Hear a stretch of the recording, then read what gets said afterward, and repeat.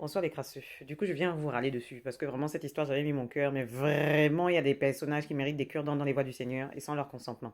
Et parce qu'il y a des gens qui veulent ce genre de choses dans la voie du Seigneur. Moi, je juge pas, j'accepte et mon cœur reste ouvert.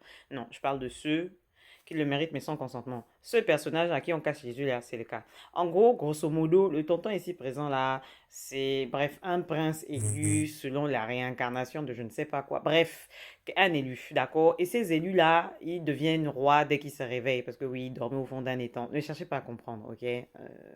C'est magique, taisez-vous. Anyway, Tonton vivait au fond d'un étang là-bas. Là. Et donc, quand il se fait réveiller par la tantine qui est au fond ici, d'accord? Eh ben, elle est supposée devenir son âme sœur. Sauf que monsieur l'a considérée comme acquise. Puis, il l'a traité comme le pécu du quartier jusqu'au bout.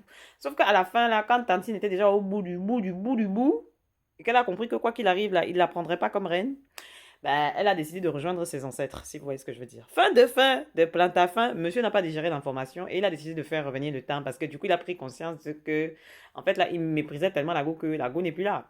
Et donc maintenant, toute l'histoire, c'est lui qui transpire à empêcher Lago de se...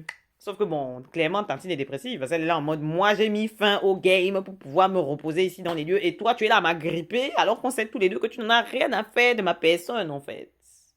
Voilà.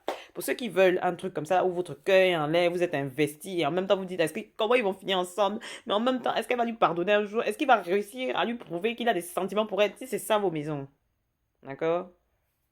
Vous savez quoi faire. Ça, c'est pour vous. Bref. Même s'il y a sous-entendu de coups de bassin, ce n'est pas là où vous espérez. Voilà, je préfère vous dire, c'est pas que non, c'est que d'un, enfin, voilà, sous-entendu. Voilà, anyway, bon merci, je vous en prie, des bisous.